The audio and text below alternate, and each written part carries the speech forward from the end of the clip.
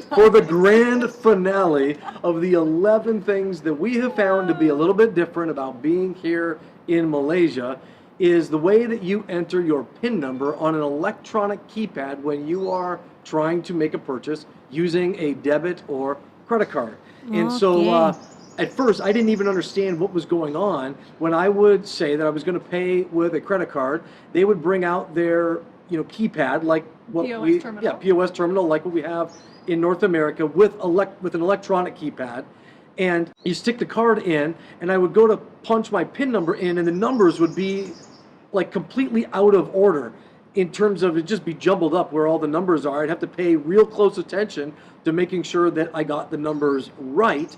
And after a couple of times, I asked somebody, why are the numbers jumbled up in this way? And they told me that it is to protect your PIN number so that if somebody is watching from a distance, they can't discern your PIN number on the basis of the movement of your fingers on the keypad because the numbers have been randomly changed. And I thought, wow, that's a pretty cool way. And I thought, how come they're not doing that in North America? That's a pretty cool way of adding a little touch of security, extra touch of security to your credit and debit transactions here. So good job, Malaysia. Okay. Yeah, very good.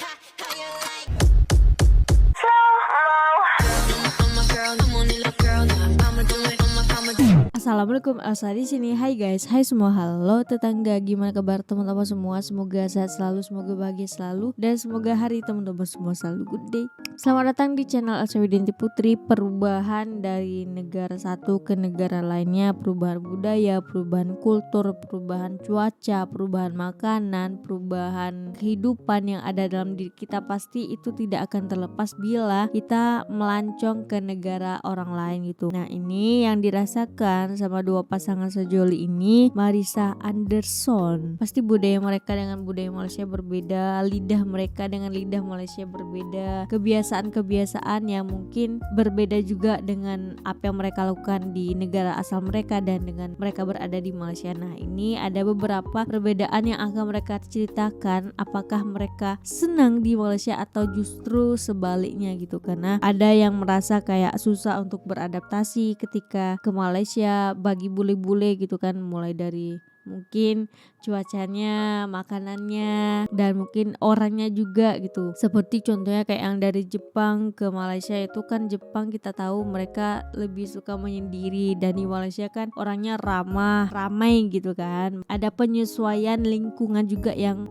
mereka rasakan ketika di Malaysia. Nanti akan kita simak sama-sama apakah Malaysia akan sesuai dengan ekspektasi yang mereka pikirkan ataupun sebaliknya. Tapi sebelum dimulai video reaksinya, seperti biasa aku mau ngajakin teman-teman semua dulu untuk subscribe channel ini dan aktifkan lonceng notifikasinya supaya tidak ketinggalan updatean terbaru dari channel ini. Dan bagi teman-teman yang mau request bisa banget DM di Instagram aku di @elsa_widianti_putri. Yaudah, tanpa berlama-lama, tanpa membuang masa, jomlah kita mulai video reactionnya. Are you ready? Let's go. Oh, hi. Welcome back to Hi. the channel. Today we're going to share with you some of the biggest differences we've noticed between living here in Kuala Lumpur Baik, versus dia back di home KL. in North Kenapa America. orang As you rata-rata can di imagine, KL when you ya travel guys? this far, we're Bule-bule like ini. 5,000-6,000 miles from home. There's a Okay. lot of differences between one place and the next.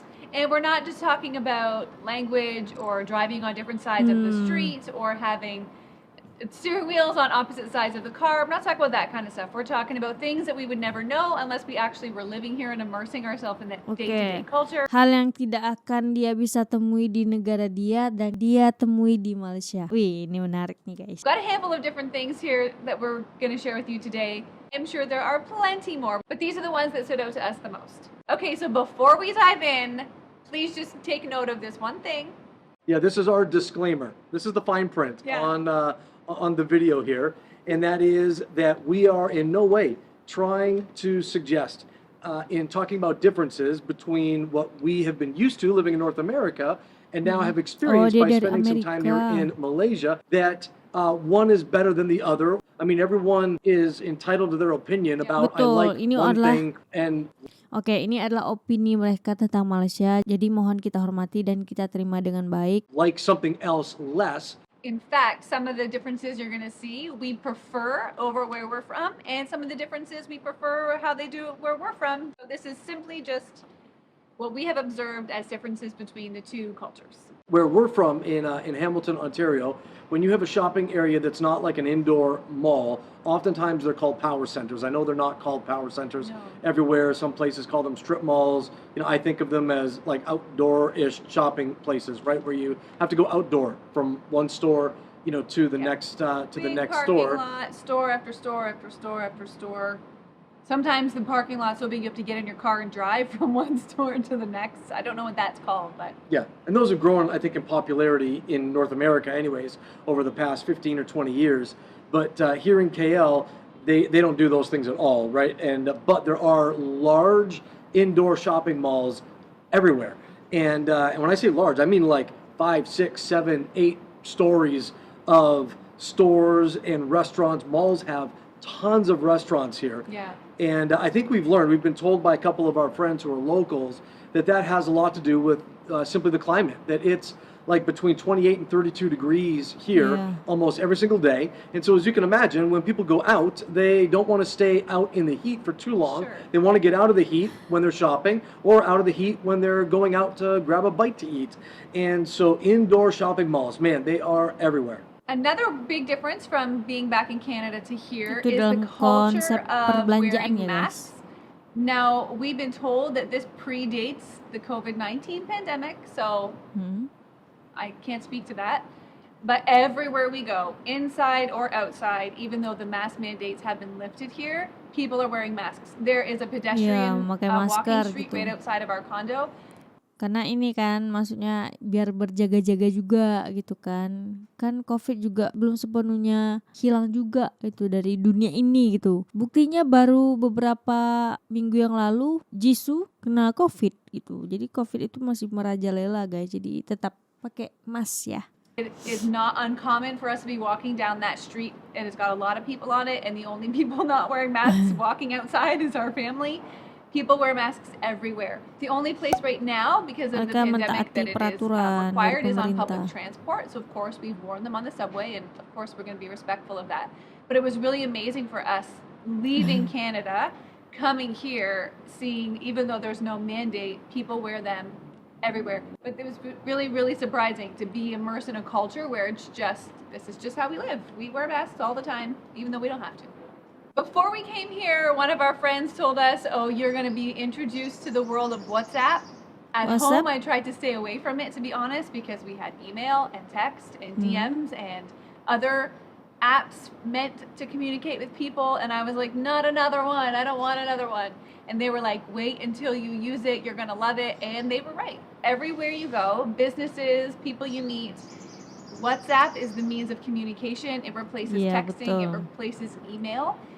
One of the things that I really learned to love about it is WhatsApp adalah because it replaces perantara gitu email, ya. but it's the form of a text. You can do away with all of the formalities that you would have if you're sending an email. All of the initial welcoming, greeting, you know, all the formalities and sign-offs and closures, and just, can I book an appointment at this date at this time? Yes, you can. It's super efficient, super quick. I absolutely have learned to love it. WhatsApp, regardless of your opinions about the ownership of that app, actually has proven to be really, really efficient and effective for us here while Betul, we've been setuju. over in Siapa Southeast nih di Asia. sini I suka think one banget of the sama aplikasi ideas, WhatsApp? or one of the reasons why Karena it kerjaan di is so sana semua popular gitu. is because, as we've noticed, we talked about cell phone packages, and cell phone packages include a lot of data, and they include a lot of phone calls, but they don't include text messages. Right. And so, because everybody has cheap data, it makes sense that you would go to a messaging app like WhatsApp in order to be able to communicate and to send messages from one person to the other person, because you have to pay extra money if you want to have text messages. So Yeah. that's probably not the only reason, but I bet you that's one of the reasons why WhatsApp is so popular here in this area of the world. Share it like it's incredible. So last but not least, and for the grand finale of the 11 things that we have found to be a little bit different about being here in Malaysia, is the way that you enter your PIN number on an electronic keypad when you are trying to make a purchase using a debit or credit card. And so Okay. at first, I didn't even understand what was going on. When I would say that I was going to pay with a credit card, they would bring out their keypad like POS terminal. POS terminal like what we have in North America with an electronic keypad.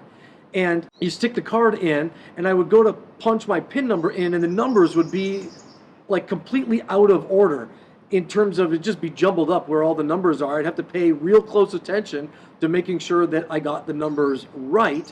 And after a couple of times, I asked somebody, why are the numbers jumbled up in this way? And they told me that it is to protect your PIN number so that if somebody is watching from a distance, they can't discern your PIN number on the basis of the movement of your fingers on the keypad because the numbers have been randomly changed. And I thought, wow, that's a pretty cool way. And I thought, how come they're not doing that in North America? That's a pretty cool way of adding a little touch of security, extra touch of security to your credit and debit transactions here. So good job, Malaysia. Yeah, very good. Actually, that reminds me, number 12. So one day when we were just out and about on public transit, I noticed that there was someone's index finger that was like dyed a color, like a purplish, bluish color. I was like, that's interesting. And then the next day I noticed somebody else had the first part of their index finger was dyed. And I said to him, have you noticed that some of the people here have like ink or dye or something on their finger? Like, I wonder what that is. And then later on that day we went on the train and like the subway and almost everyone we saw had it. So we looked it up. And whereas at home, if we were going to go to an election to cast our vote, we would show them our ID and our voter registration card and we would cast our vote. One of the extra layers of security that they have here is they use this dye and you have to dip your finger in this dye and it takes like weeks to come off. You can't scrub it off. It dyes your fingertip for like a while. And one of the layers of security they have is they check your fingers before you vote. And if you already have that dye on your finger, then that means you already voted and you can't come back again and try to cheat the system. So it's like another layer of security they have. Everyone walks around for like weeks after with the tip of their finger dyed. Very interesting. It seems like a pretty basic and what I'm going to call analog solution to a problem, but I can't help but wonder if this strategy would have saved some. If other countries can benefit from such a simple yet effective strategy. Anyways, that is the list of things, the differences that we have noticed, the main differences we've noticed during our time here in KL. I'm curious if you have visited or if you are from here and have spent time abroad, what are some of the differences that you have noticed between the different cultures?